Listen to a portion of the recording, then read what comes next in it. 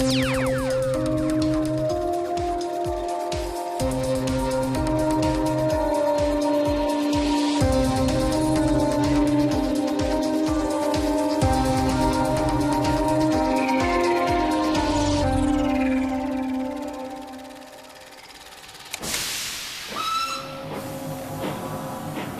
most of us, the glory days of the railways tend to mean one thing: the distant age of steam.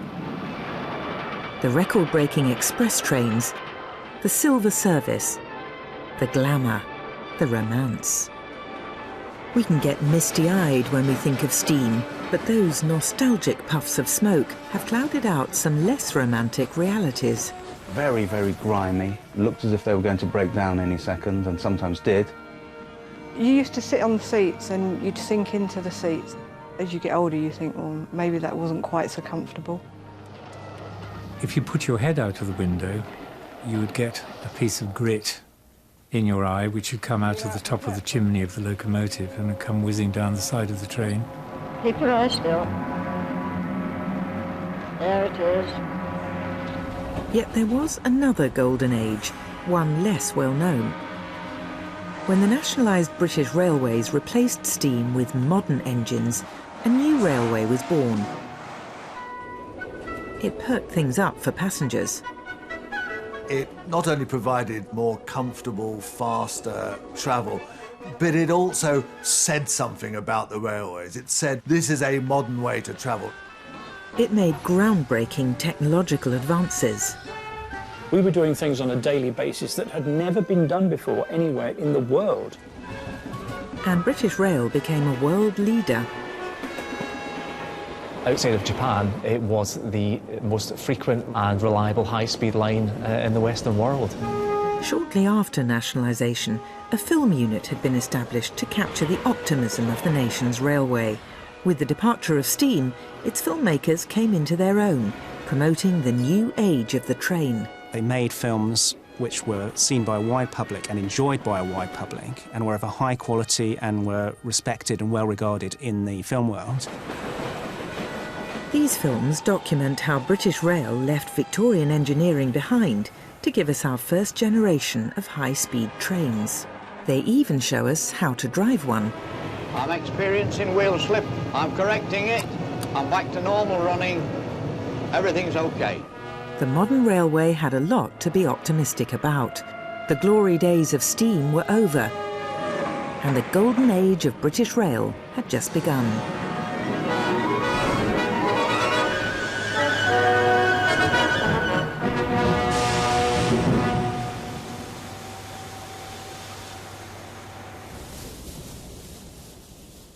The mid-60s marked a turning point for Britain's nationalised railway. After years of preparation and planning, British Rail was launching a new service between London and Manchester.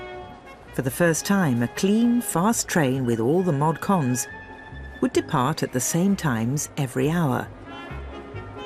They branded this new fast service Intercity. It was Birmingham for breakfast, Liverpool by 10. A quick rundown from Manchester, and now we're off again. There's a festival in Edinburgh, a conference in Crewe, a matinee at Stratford. Intercity promised high-speed trains at regular intervals. The first service between London and Manchester slashed an entire hour off journey times. There's an important match this afternoon, 100 miles from here. So take a seat on the midday train and be in time for the start of the game. Good morning.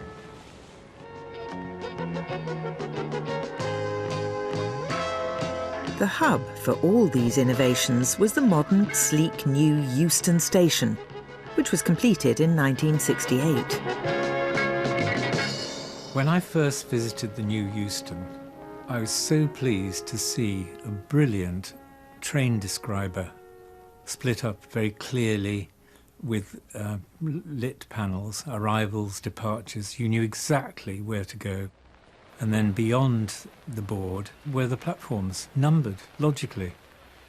No problem with dark corridors. You could go exactly to the train you wanted to get. I wonder if there's a little man in there turning it over. It's a big space, lovely clean space, bags of room to take pictures of people. Actually, all the way around the perimeter is a walkway looking down on Euston, and there's some fantastic, particularly when there's a big crowd.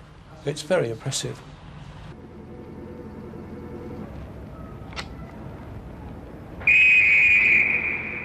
The intercity service would be key to British Rail's future success. The newly electrified West Coast Main Line would symbolise how railways of the future would operate.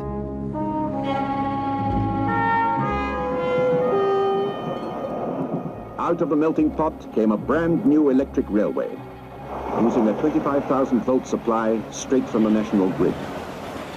Where traffic was heavy, the system promised great economies, and it had great possibilities for technical development.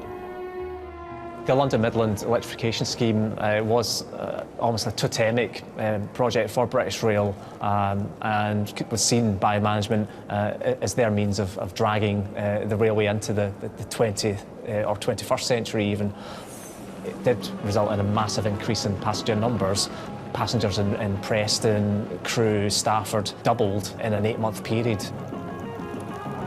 Still a little further than the pioneering stage in the early 50s, the decision to install it was as far-sighted as some of the great decisions of 100 years before. And it took it until 1974 for the full plans to be realised and link up Glasgow to the rest of the West Coast Main Line, resulting in one of the best high-speed railways in the Western world. The new electrified line carried state-of-the-art trains, propelling passengers at unprecedented speed and with many of the trappings of a first-class service, but at an accessible price.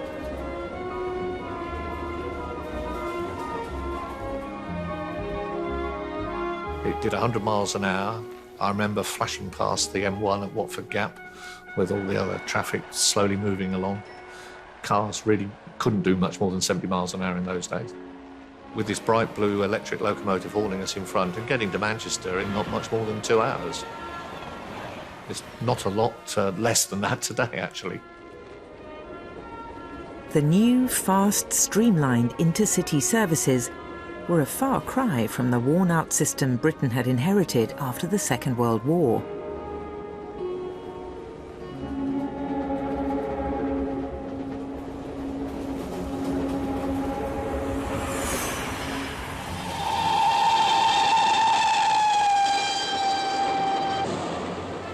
And the railways, what have we got there?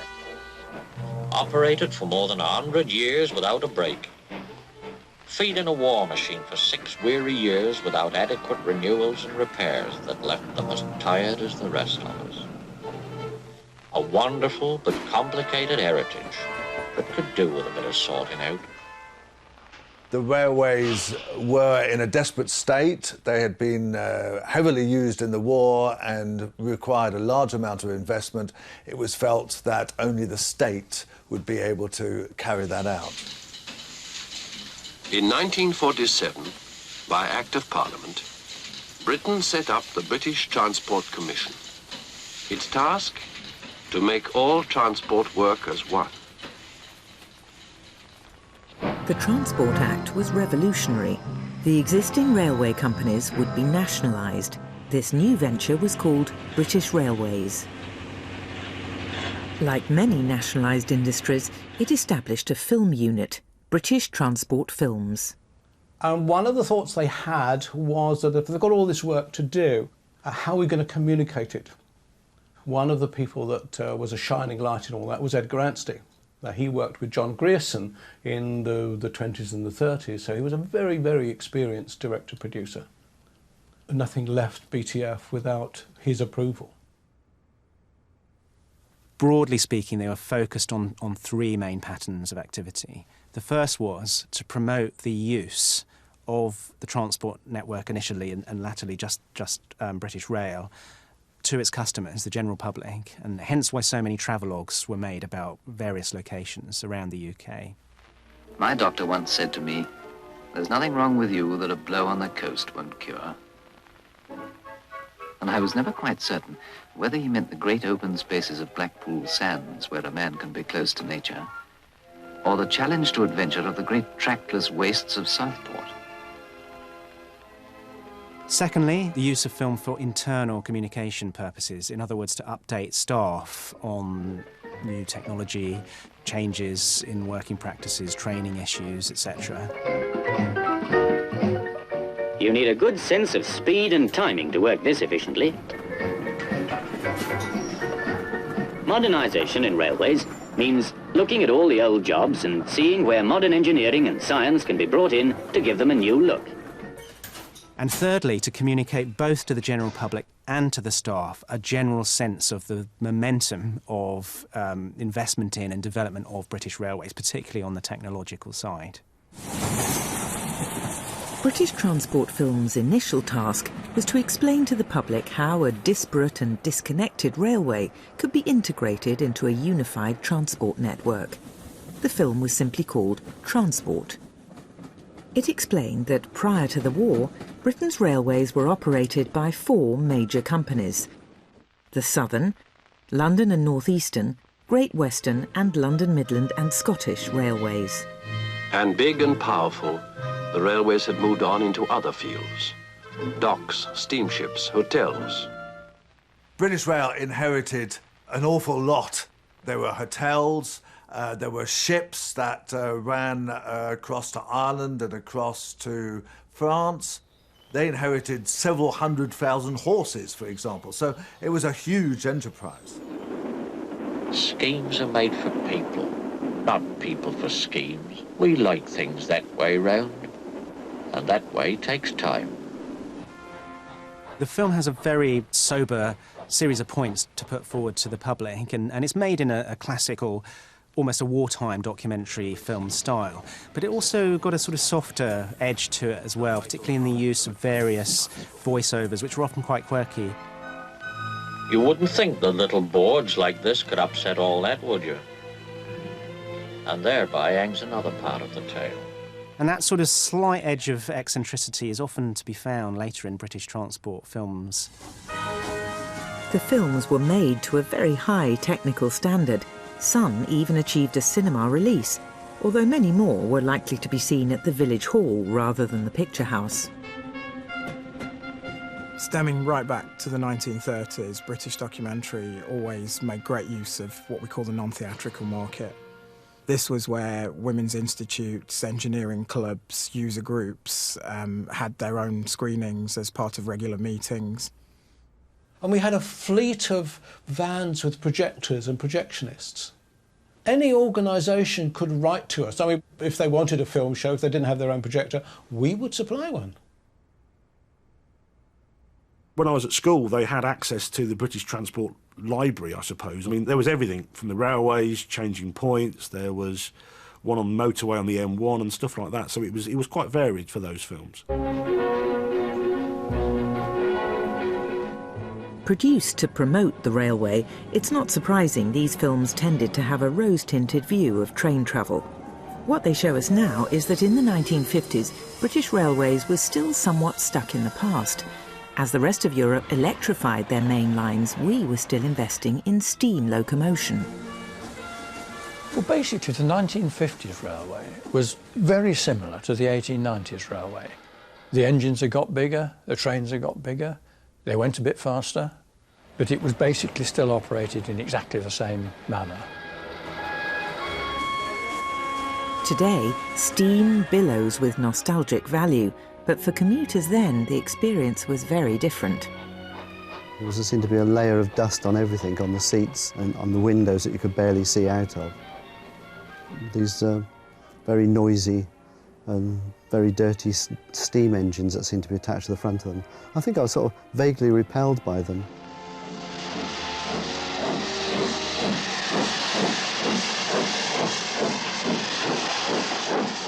You used to sit on the seats and you'd sink into the seats. They were very bouncy seats, which as children, that was great for us.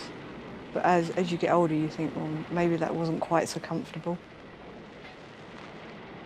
You know, you could hang out the window, which you're not allowed to do anymore. If you put your head out of the window, the chances were that you would get a piece of grit in your eye, which had come out of the top of the chimney of the locomotive and had come whizzing down the side of the train. And those bits of grit were very difficult to get out. Some stations even had nurses on hand to help. 4 minutes now. You've been out on the platforms looking at trains, have you? All right. And just keep your eye still. There it is. All right now? Right, thanks, sister. But it wasn't just the dirt and the noise that caused irritation to passengers. It was unwise to sit in the carriage next to the engine, because if you were going on a long trip, the locomotive didn't want to stop at a water tower to get water, so a device had been invented known as a water trough.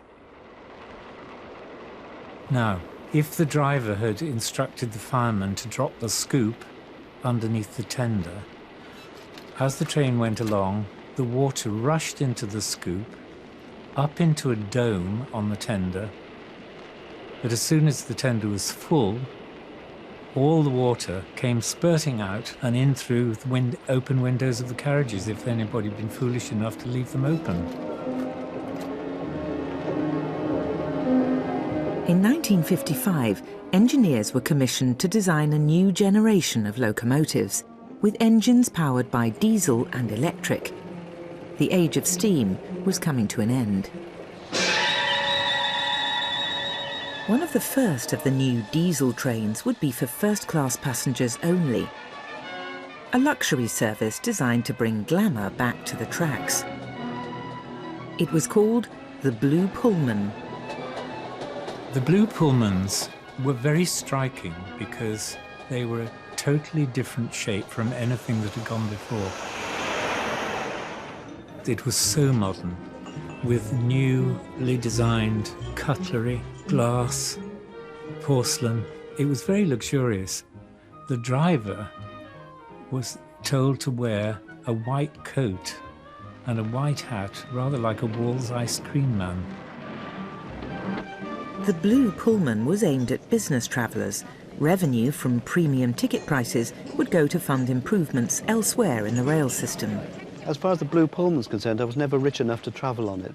I used to overtake my bus as I was coming home from school at most nights, so I tend to see it quite a lot out of the Blue Pullman.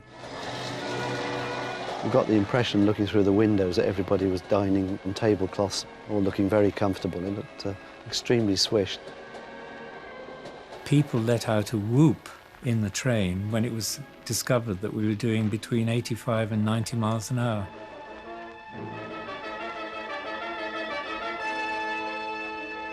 It was the kind of thing you'd expected, certainly at the time, of an airline. And that was the idea of it, was to provide an alternative to the growing domestic air market and also to people who wanted to drive. For most people, everyday rail travel was a world apart from the Blue Pullman experience. In 1961, a film was produced which more accurately depicted the state of the network. Called Terminus, it shows a day in the life of London's busiest station, Waterloo. It was directed by John Schlesinger, and he would go on to become a well-known feature filmmaker associated with the British New Wave. And that sort of comes across in the film.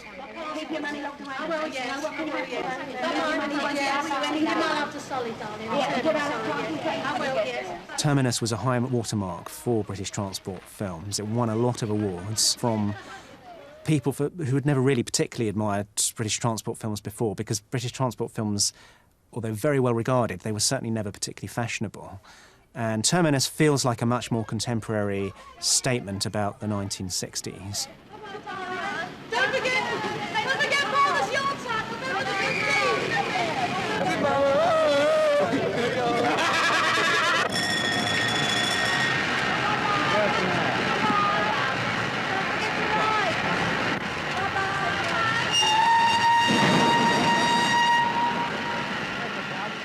Terminus was unique, not only because it captured the day-to-day running of a big London station, but also the changing face of British society. There are various little shots of a train of immigrants arriving. This was when the first wave of immigration started coming in the late 50s and showing all these people coming in, all dressed up smart to look smart for this new country, and oh dear, they probably got disillusioned fairly quickly.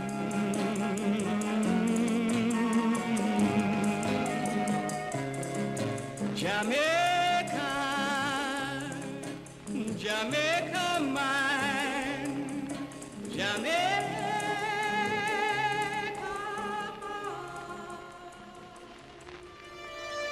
For many, rail travel was not a pleasant experience.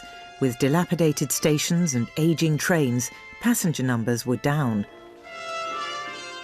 Car ownership was also on the increase. The railways were under serious threat. Drastic change was needed, and fast. The man brought in to do the job was former ICI director, Dr. Richard Beeching. In Reshaping British Railways, Beeching addressed the nation with his landmark report into the industry. When Dr. Beeching was going to present his report, we did a film version of it. And I was with him and the rest of the crew in the Railways Board boardroom. Well, what about all this modernisation? Can't we have the branch lines as well? Can't you attract enough traffic to them to make them pay? But unfortunately, we can't, because the traffic is not there and so many people have motor cars. The good doctor, Dr. Beeching, had said to the railwaymen, he said, find out what you do best and concentrate on that, which effectively meant commuter traffic, long-distance express passenger services and heavy full-load freight trains that don't try and do everything, which the railway had been trying to do before. Fundamental to Beeching's plan was the introduction of fast, regular routes between the major cities. He described these services as intercity, and the name stuck. So, on the passenger side, the proposal is to go for development and improvement in the intercity services. It is believed that they will come to be recognized as easily the best form of transport to be used between our great centers of population and business. So then the director said, that's it, we're done, we're finished. And he says, oh well, back to hostilities, and then walked off. I think he knew what was going to happen. The result was a reduction in the railway network by about a third, the closure of over 2,000 stations, and the loss of tens of thousands of jobs. All this brought instant notoriety to Beeching. Seen as the axeman of the rail system, he became a target for satirists. Oh, Mr. Porter, what shall I do? They've taken away your station, though your uniform is new. I'll have to get to London the best way I can see. Whoa, Mr. Porter, what a tired chap. I'll be... But nothing could stop the ongoing modernisation of the railway network. Despite even Beeching's opposition, the electrification of the West Coast Main Line continued. What does this electrification scheme really mean to Britain? Obviously, it's going to be a showpiece. Not only, I hope, of the railways, but also a showpiece of what we mean when we talk about the modernisation of Britain. This is modernisation. A modern railway required modern stations, and the jewel in the crown of the modernisation programme would be Euston. The average visitor turning up at Euston Station would have been presented with a pretty amazing sight. Passing through the Doric Arch, you'd proceed into the Great Hall, which was something akin to having the Parthenon as the booking hall for your railway station. Problem being, it wasn't fit for purpose to facilitate a modern high-speed rail service. It was difficult to know where a train was coming into or where it was leaving from, because it was a series of passageways that were poorly lit, and the signage could have been better. The Doric Arch at Euston had a fairly dramatic fall from grace. It was demolished, and much of the stonework actually ended up in a canal in East London. The poor state of Euston Station wasn't the railway's only problem. The network was made up of several regions, each with its own colour schemes and branding. It was confusing for passengers and caused difficulties when it came to marketing British Railways. Various experimental liveries, some of them bizarre, and some which were nicknamed Plum and Spilt Milk. You typically have a 9 or 10 coach train. It would be a variety of colours, some red and cream, some maybe brown and cream, because at one stage the railways were allowed to go back to their pre-nationalisation colours, and the Western region had done that with some alacrity. To remain competitive, British Railways needed to ditch its make, do and mend image and present a modern, easy-to-understand identity. It hired the Design Research Unit, famed for their work on the Festival of Britain, to coordinate a new corporate look. This was really British Rail's attempt to present a unified face to the travelling public, and something that would allow itself to be marketed much in the same way as you would soap flakes or fizzy drinks. So this was one of the largest, if not the largest, corporate branding exercises that had been seen in Britain. They produced a manual which covered everything, from the style of a letterhead to the uniforms of the staff. The unit uniform did create a bit of a stir and was widely slated in the press as being too German. They also designed its brand logo, the double arrow. British Rail was in the forefront of modern design. Its little logo that goes like this, and very difficult to reproduce from your head, actually. It's so clever. That was a remarkably successful way of saying, this is the railway, come onto it. Alongside the work of the Design Research Unit, new signage was commissioned from Margaret Calvert, known for Britain's now iconic road signs. In a sense, they were starting from scratch, and they really believed in let this be the best for Britain and in modernism. Margaret's design for the road system produced the transport alphabet. The rail system would require a different approach. I felt that transport was designed specifically to be read at speed, whereas I felt you could be using a more compact typeface in a pedestrian situation. She came up with a more pared-down font. We needed it to look low-key so that it stood out from the commercial signs, which were far more flamboyant. And so we wanted that difference because we felt people would then believe in it. So it's quite ordinary. And I quite like the word ordinary because people think nobody designed it because it's ordinary. In 1965, British Railways unveiled its new identity. Its signs, its uniform and its logo were all on show. It also shortened its name from British Railways to British Rail.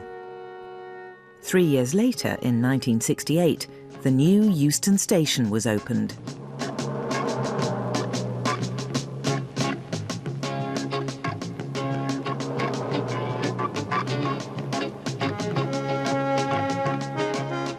To some extent, Euston and Birmingham Euston were an answer to airline terminals. You know, I think that's the reason why Euston had virtually no seating for any passengers, because they were seen as a kind of throughput, just to go through in the same way that you go through an airline terminal. Euston was only one of many stations that were completely revamped. Some were designed to encourage the motorist back onto the railway. At Pudsey, on the eastern region, they've evolved the idea of a car park with a station attached. It's situated at the converging point of several main roads and a ring road, and is in fact a station for motorists. Others aimed to make intercity travel more pleasurable and become places to dine and have a drink. Not many people think of stations as places to relax in. Now some in Britain begin to qualify as meeting and resting places like those of a few continental cities. The Tourist Restaurant at Birmingham New Street, from its carpeted floor to its ceiling alcoves over each table, is modern in design and layout. The result is an imaginative change from a forbidding tradition.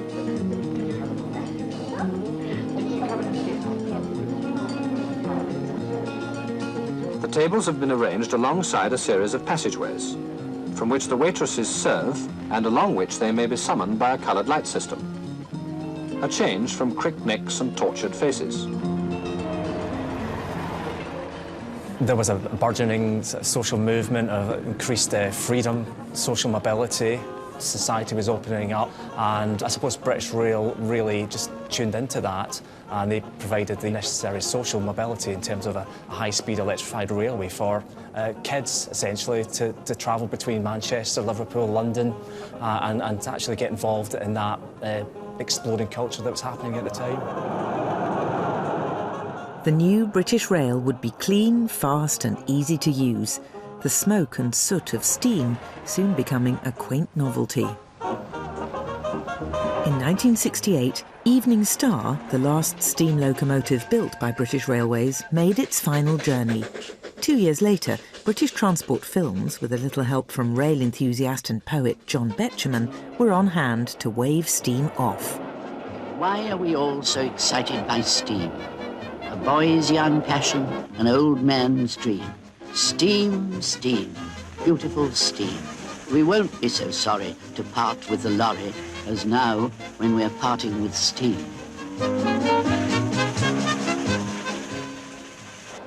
Quick, out with your vest pocket Kodak, on with your long focus lens. Despite the nostalgia, many passengers were glad to see the back of steam.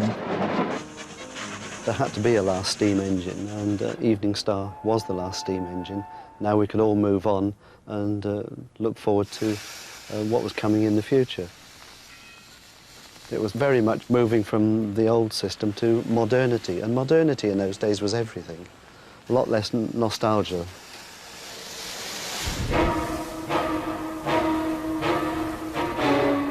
The end of steam was dramatically captured in British Transport Films' Plum Loco,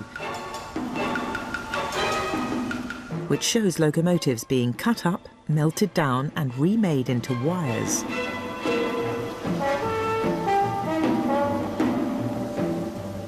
Luckily, Evening Star escaped this fate and now resides in the National Railway Museum at York.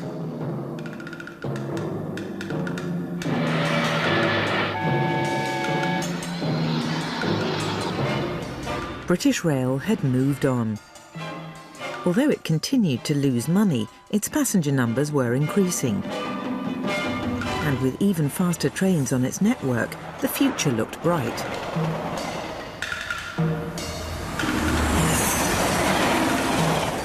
From the late 60s through into the 70s, British Rail can certainly claim to have created some of the best railways in Europe.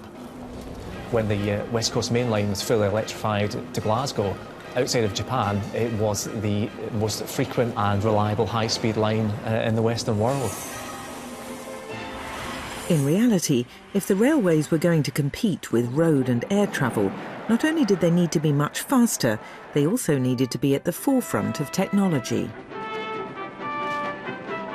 For British Rail, the 1970s would be a decade characterised by the development of two high-tech trains. One would make British Rail more popular than ever. The other would promise to revolutionise the entire future of rail travel. We started to hear about a train that would tilt, and this would enable it to go on the West Coast Main Line at far higher speeds.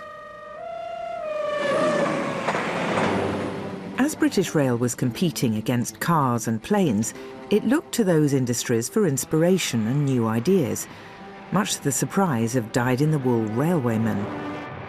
The APT, or Advanced Passenger Train, would be built by engineers recruited from aviation and the motor industry. Oh, I am an aeronautical engineer. Well, I worked on Blue Steel, which was the deterrent for the Vulcan, like a cruise missile. I was highly qualified because I knew nothing at all about the subject. British Transport Films captured in detail the development of the APT, a train that could run at 155 miles an hour on existing track. A train that could take curves up to 50% faster than present-day trains, a requirement that called for new studies of wheel-on-rail behaviour. A train that would always give passengers a comfortable ride, especially when running through curves at high speed. All design requirements for an advanced passenger train. So could one go faster on existing track? And the answer was, if you tilted the coach, then you could get the passenger to feel as if he was more or less on straight track, just like a motorcyclist banking round a curve, really. APT pulled British Rail's rail technology out of the 1960s and pushed it into the 1980s in one fell swoop. Mathematics, In order to build the APT, British Rail set up a new experimental facility in Derby. Soon, a new advanced projects laboratory was taking shape at Derby. Here, there would be some of the most powerful test rigs and accurate measuring instruments available to any railway in the world. Derby, famed for its technical advances, became the centre of rail research. Derby Tech was a series of buildings with just oscilloscopes and computers, and they were all doing something new. We were doing things on a daily basis that had never been done before anywhere in the world. Some of the work, just in my own particular field, and incredibly boring to a non-technical person, was discovering how dirt works in hydraulic oil. I mean, people think, is that really important? Actually, yes, it is. Although the advanced passenger train captured the nation's imagination, its development was taking longer than expected. Having initially been overlooked, BR Engineering now brought their own high-speed offer to the table, called the HST, or High Speed Train. The HST was conceived as a low-risk alternative to APT, employing conventional technology, but with a maximum speed of 125 miles an hour. The HST was developed by the Chief Mechanical and Electrical Engineers Department. They called themselves the Real Railway, whereas we in the Advanced Projects Division were seen as those upstarts from the motor industry and the aviation industry.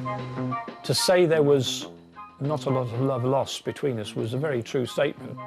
If they wanted some information from us, we were pretty loath to give it, and vice versa. 1972 saw the launch of the experimental APT and the prototype HST trains. This represented a high watermark for British Rail. The HST quickly broke the record for the fastest diesel train in the world. In the earlier days, the train had actually run at 143 miles an hour. The high-speed train and advanced passenger train were part of an age of great British engineering. Britain was at the cutting edge, and it was building the future. The poster boy of this dynamism was a supersonic jet, Concorde. The advanced passenger train for many people was the Concorde of the railways. If you were into motor cars, you aspired to a Jaguar E-Type. If you were into aircraft, you aspired to Concorde. If you were into railways, it was the advanced passenger train. On one occasion, one of the production Concordes was doing its flight trials from RAF Fairford, which wasn't very far away. And early one morning, one of the prototypes took off, turned round and flew over the top of us. I wish I'd taken a photograph of that because it was so symptomatic of what British technology was doing at the time. Not everyone was happy with the two prototype trains. Soon after they were launched, both projects hit the buffers.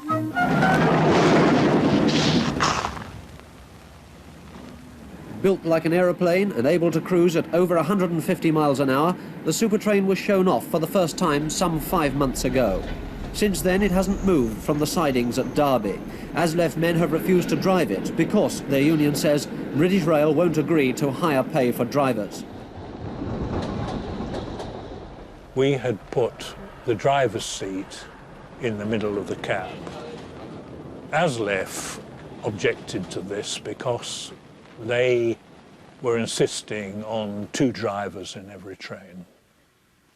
So they blacked the train. The HST also had a single driver seat, and it too was boycotted. It was more than just seats that were causing problems. During the mid-70s, spiralling inflation led to a period of nationwide industrial unrest that affected many industries. The railways were no exception, and services suffered. The drivers' union was trying to get better terms for its men, and they saw the high-speed train and advanced passenger trains as suitable weapons to use in their argument. So, no, we're not going to take them in passenger service. British Rail's reputation was badly damaged. Public confidence in the railways was reaching an all-time low. This is bad, though, isn't it? Just bad. I'll do their job any day. How long are you going to wait for your train? Oh, as soon as we can get one. It wasn't just strikes that were denting British Rail's image. Modernisation of the system wasn't as widespread as the management had once hoped. Depending on where you lived in Britain, dictated how you viewed the nation's railways. If you were in the big cities, you tended to be able to take advantage of a new high-speed railway. However, if you're living in one of the further flung parts of the country where investment hadn't really caught up, you could be forgiven for thinking the railways were still selling you short. People didn't know what was wanted from the railway or what they wanted from the railway. Successive governments didn't seem to know what they wanted. BR did not have a good reputation. The expression lame duck was frequently used for that and a lot of other nationalised industries. In 1976, British Rail appointed a new chairman, Peter Parker. He was considered popular with railwaymen and the unions. He also had a head for public relations. You know, industrial democracy's got a lot to do with the standards in the lavatory as well as appearances in the boardroom. Worth every penny! Parker needed to improve BR's tarnished image. He turned to another Peter, advertising guru Peter Marsh, for ideas for some BR PR. Marsh gave Parker a British Rail-style welcome. They were put into a waiting room, told to wait. The room was dirty, ashtrays hadn't been emptied. And in the end, Peter Marsh came in and told them he was very sorry about this and the state of the waiting room. But I just wanted to remind you of the conditions that many of your passengers have to travel in every day. The waiting rooms were one thing, but on the long list of passenger complaints, the most infamous was British Rail catering. Can you get onto them and say that those must go in, even if it's at the expense of 3, 4 and 5? Parker asked restaurateur Prue Leith to join the BR board to sort it out.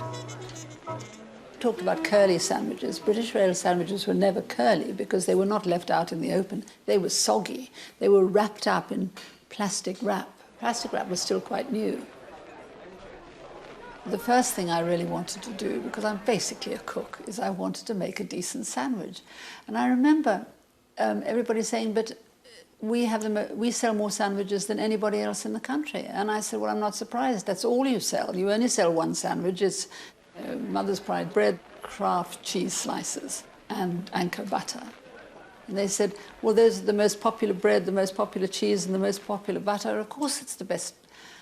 And I said, look, let's try and make other sandwiches and see if the public like them. It took time, but with better quality ingredients and imaginative fillings, Prue Leith gave British Rail sandwiches that would no longer be synonymous with poor service.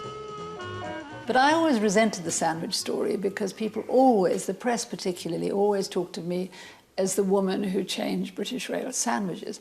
And I thought, damn it all, I'm on the board of this company. It's an enormous company. I do more than fix the sandwiches. But that was just hubris. I should be glad that they remembered the sandwiches. By 1975, industrial relations at BR were on a better footing. Work had continued on the development of the 2 new trains. Whilst the advanced passenger train was still undergoing rigorous testing, it was full steam ahead for the high-speed train.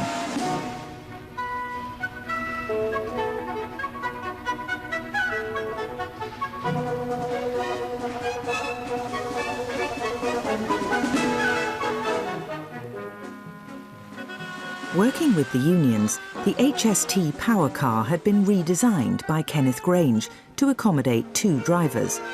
It was rebranded the Intercity 125, and the train became an advertiser's dream. It had a really strong brand image. So the nose cone, which I think is one of the great industrial icons, if you like, of the 1970s, the Intercity 125 nose cone.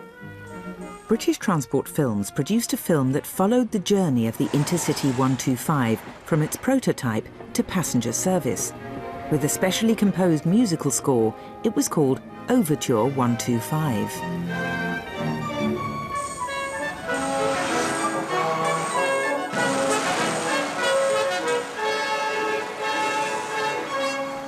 The filmmaking is really underscoring and expressing the type of corporate self-image that British Rail was maybe wanting to project.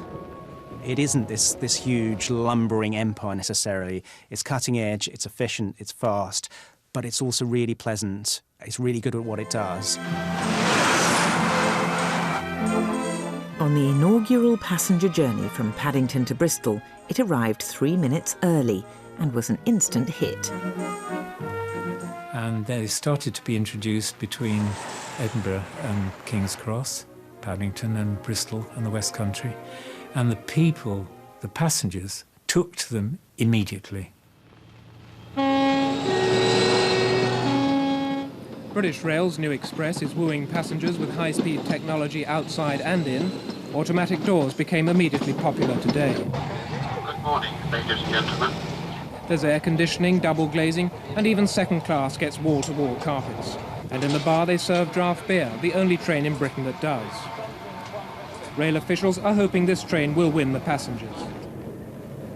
My first trip on a 125 was when we went from King's Cross to York, and being the journalists that we were, we'd all piled into the buffet car, because in those days they served Whitbread tankard in draft.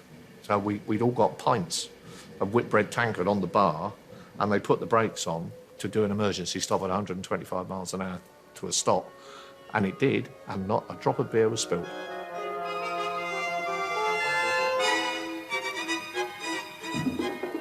Well, the first time I got onto the Intercity 125, the HST, was at Peterborough. Being only about 7, this big beast, completely different to anything else that had been before, arrived in to the station, and obviously with the classic nose on the front, it was, ooh, this is new. It was like going first class for us, because you'd gone with the banging doors and the bouncy seats, and you had proper seats. It felt a lot more comfortable, and I do remember sitting there because all of you had an armrest, which was unusual, and you could sit in this big comfy chair with a table, and it was luxurious. Cool, absolutely wonderful. And I suppose in this, the brand new era of high-speed rail travel, it just had to come. The high-speed loop. The family story that we never let my cousin forget is because he was younger than us, and he'd come back running down the train shouting out to my mum, "Auntie Marion, I've done a poo at 125 miles an hour." And it was like, yeah, you didn't really want to shout that out.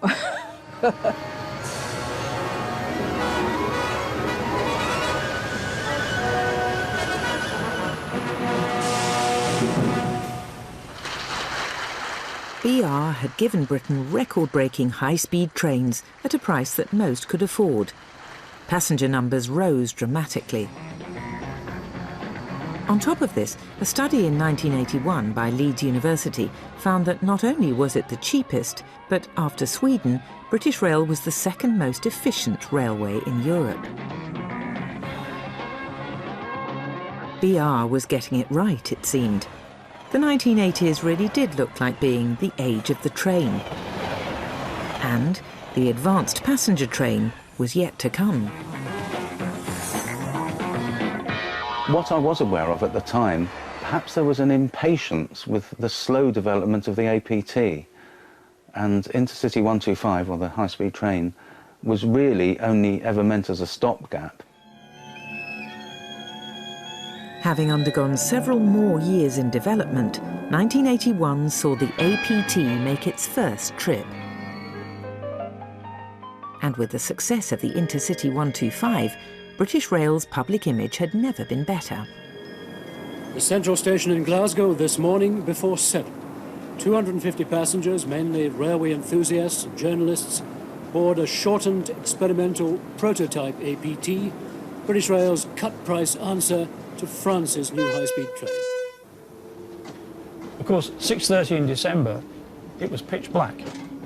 Because they were using the tilt system all the way out of the station, and for the next 20 or 30 miles to the south, it was as if somebody had straightened the track out. You couldn't tell when you were going around a curve at all.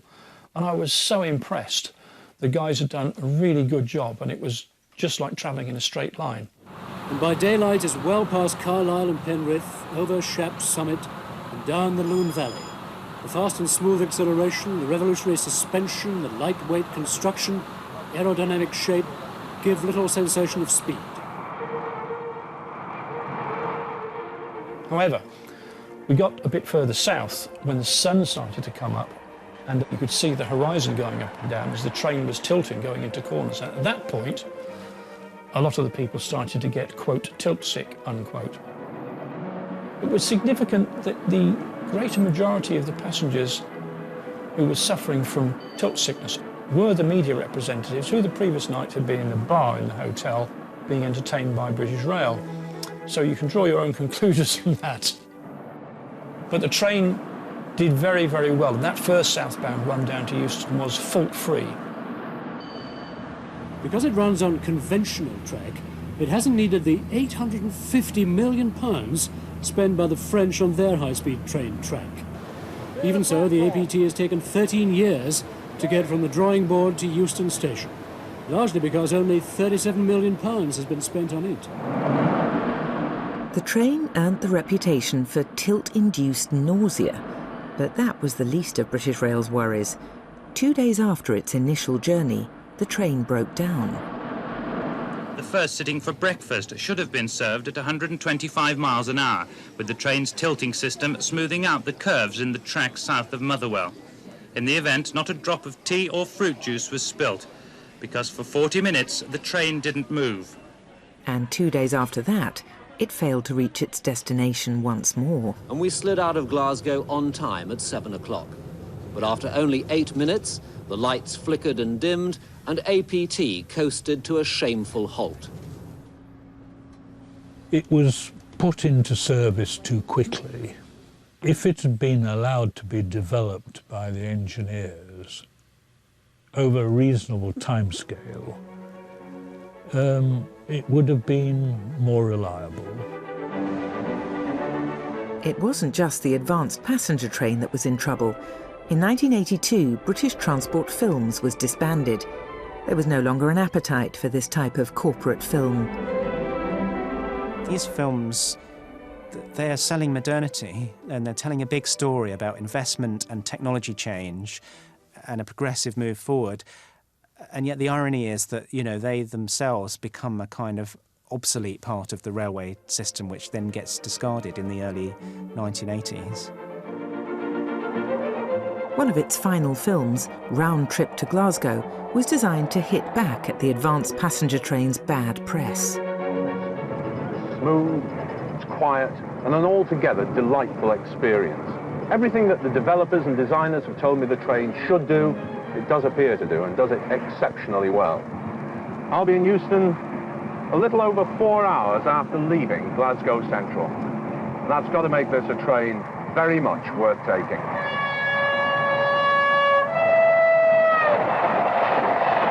Whilst Peter Purvis did his best to sell the new train, the bad press meant passengers were less enthusiastic.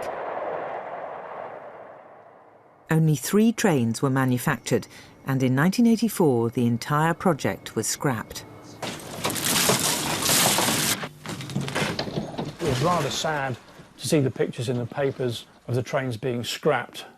And there certainly was a feeling that, why did I waste my time doing all that? Having said that, in later years, other trains throughout the world, to this day, are still using APTP tilt systems. So much of the equipment was totally new. And my view would be that there were too many new ideas in one train. The advanced passenger train never had a chance because it never got the support it really deserved particularly from the civil servants and the politicians. Maybe because none of them had any real long-term belief in the future of the railways. Unlike the Intercity 125, the advanced passenger train failed to grab the public imagination. By the 1990s, the political climate had also changed. There was a public conception of nationalised industries and other public bodies. These were inefficient organisations. That's how the public seemed to see them. Possibly that's because politicians wanted the public to see them in that way. In 1994, after 47 years of public ownership, British Rail was privatised. In many ways, the clock was being turned back. The network would once again be filled by a variety of individual rail companies, each with their own distinct branding and liveries. But this time, the new companies would inherit an efficient modern railway. BR was by far the most efficient railway in Europe. Its services weren't necessarily the best, but it cost the British taxpayer far, far less than the equivalents in other European countries. And BR has had no recognition of that. I think in the last 10 years of British Railways, they'd got everything right. And it was ripe for privatisation. And I think they should be given the credit for that. What did British Rail do? I think British Rail probably its biggest success was in preventing any more of the railway network being closed than many people wanted to achieve. Its greatest legacy can still be seen every day, travelling at speeds of 125 miles per hour. If someone had told me in 1975 that this train that you're working on will still be in frontline service in 40 years' time, I'd have said, pull the other one. But it is.